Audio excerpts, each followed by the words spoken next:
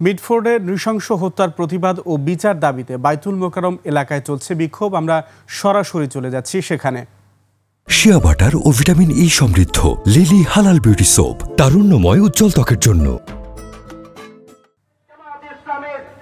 অন্যতম সহকারী secretary general, অবিভক্ত ঢাকা মহানগরীর সংগ্রামী সাবেক আমির, ইসলামী ছাত্র শিবিরের সাবেক কেন্দ্রীয় সভাপতি, সংগ্রামী জননেতা মাওলানা রফিকুল ইসলাম খান, উপস্থিত অন্যান্য নেতৃবৃন্দ, সাংবাদিক বন্ধুগণ, সংগ্রামী ঢাকাবাসী, আসসালামু আলাইকুম ওয়া রাহমাতুল্লাহ। সংগ্রামী ভাই বন্ধুগণ, প্রধান অতিথি বক্তব্য রেখেছেন, আমাদের নেতৃবৃন্দ বক্তব্য রেখেছেন।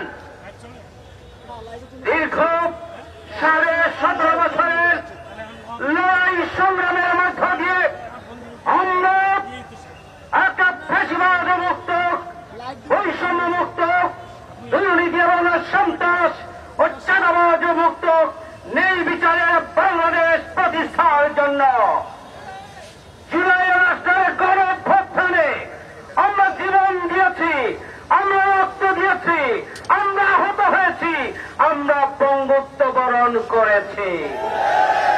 সংগ্রামী ভাইয়ের আমার, আমরা লক্ষ্য করছি একটা রাজনৈতিক দল যাদের সাথে আমরা দীর্ঘদিন আন্দোলন সংগ্রাম করেছে, আমরা ফ্যাসিবাদ মুক্ত বাংলাদেশ প্রতিষ্ঠার জন্য একসাথে লড়াই সংগ্রাম করেছে, কিন্তু জুলাই আগস্ট আন্দোলনের যে চেতনা, জুলাই আগস্ট আন্দোলনের যে আকাঙ্ক্ষা, 118 কোটি যে মানুষের যে আকাঙ্ক্ষা,